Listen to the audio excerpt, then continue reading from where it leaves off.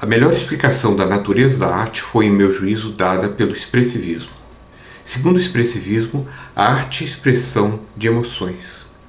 A arte é um meio de expressão do mundo interior das emoções, da mesma forma que a ciência é um meio de expressão, de representação, na verdade, do mundo exterior.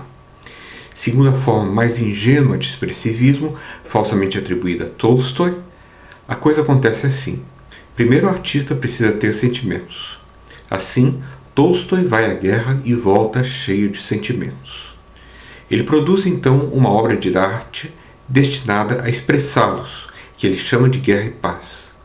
Essa obra evoca no leitor os mesmos sentimentos que Tolstói teve ao vivenciar a guerra. Segundo essa formulação, a obra de arte é um mero veículo de transmissão de emoções. Essa explicação também sofre do defeito de ser ampla demais, pois uma notícia de jornal sobre a guerra também é capaz de despertar emoções no leitor e nem por isso é uma obra de arte. Se uma pessoa está se afogando e grita por socorro, ela expressa um sentimento de desespero, e a pessoa que ouve, principalmente se for da família, também ficará desesperada. Mas isso não torna os seus gritos obras de arte. Se o expressivismo fosse só isso, nós poderíamos parar por aqui. Mas há versões mais sofisticadas de expressivismo. O próprio Tolstói era mais sofisticado do que na caricatura recém-apresentada, pois ele escreveu que a razão pela qual o artista produz uma obra de arte é que ele possui emoções únicas, importantes e incômodas que ele no início discerne muito mais vagamente em si mesmo e que, quando tenta, não consegue transmitir aos outros. A única maneira que ele encontra de transmitir essas emoções aos outros é expressando-as sob a forma esclarecida e transformada na obra de arte. Por isso, Tolstói conclui que a arte é uma atividade espiritual que amplia o horizonte humano, pois faz-nos ver o que não havíamos visto antes. Essas últimas ideias foram mais detalhadamente desenvolvidas pelo filósofo inglês Collingwood, em 1938. Collingwood queria explicar uma forma de arte que ele chama de arte própria, que nada mais é do que a grande arte de Shakespeare, a Beethoven e Picasso, diversamente da falsa arte que ele chama de arte assim chamada, como a arte do entretenimento e a arte mágica. Para Collingwood, tudo que o artista possui antes de produzir a sua obra é um sentimento de excitação emocional que ele mesmo não compreende. Na medida em que, através da sua imaginação, planeja e produz a obra de arte, ele reconhece melhor a natureza de suas emoções, refinando-as, clarificando-as e articulando-as melhor em sua relação com seus objetos.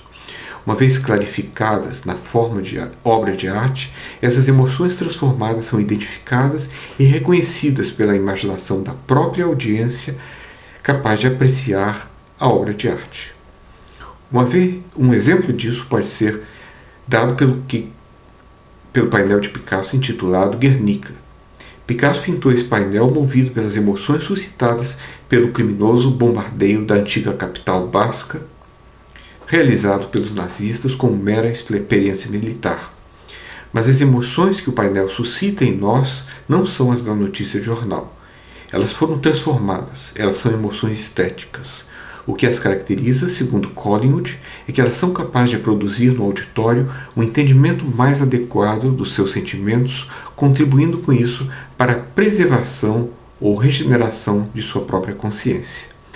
É nessa preservação e regeneração da consciência que Collingwood vê a função da grande arte.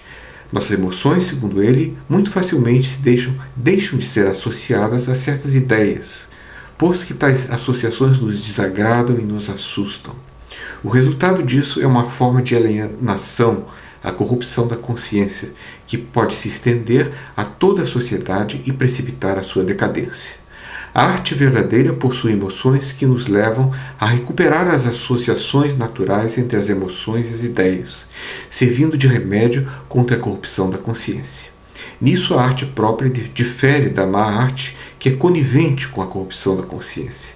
Isso significa que a função da arte própria não é pouca, pois, como ele escreve, conhecer a nós mesmos é a fundação da toda a vida que se desenvolve além do nível da experiência meramente física. Uma consciência verdadeira dá ao intelecto uma fundação firme. Uma consciência corrompida força o intelecto a construir sobre areia movediça.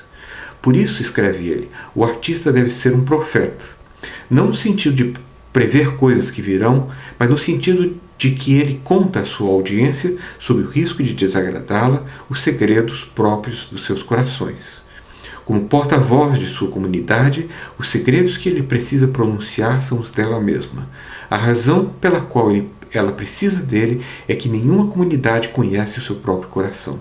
E por falhar em conhecê-lo, uma comunidade engana-se a si mesma sobre uma matéria em relação à qual a ignorância significa a morte.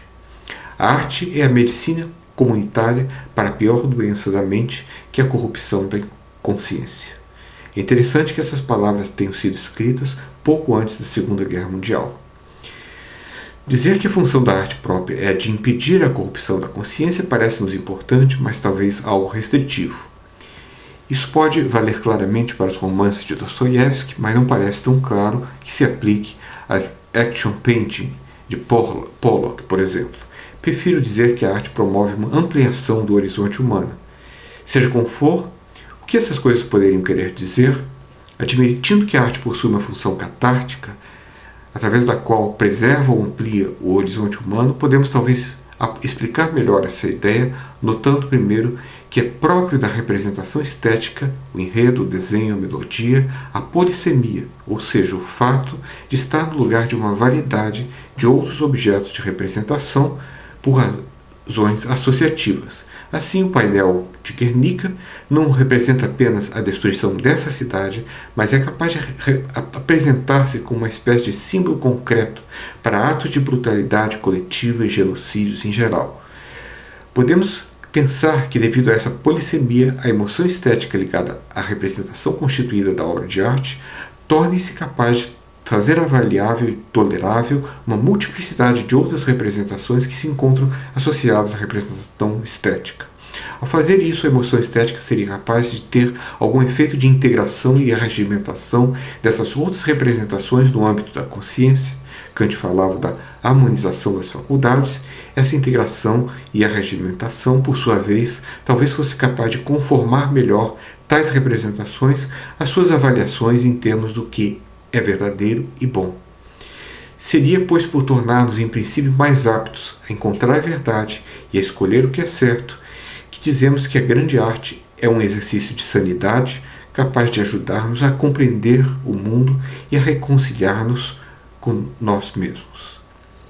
Queria, por fim, responder a uma frequente objeção ao expressivismo, a de que há muitas obras de arte que têm apelo essencialmente cognitivo e não emocional.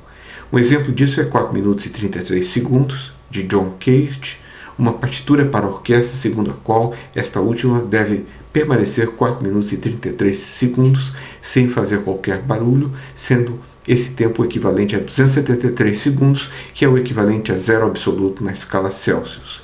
Há duas respostas para isso. A primeira é que há sempre algum apelo emocional, mesmo que seja a surpresa e o desagrado no caso em questão. A outra resposta é que o expressivismo ajuda a explicar a miséria da arte experimental.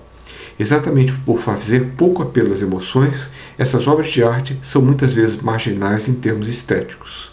Afinal, quem já aguentou assistir 4 minutos e 33 segundos do início ao fim? E quem já assistiu mais de uma vez? Parece-me que estetas intelectuais tendem a hipervalorizar o elemento cognitivo em uma indébita projeção de gostos pessoais.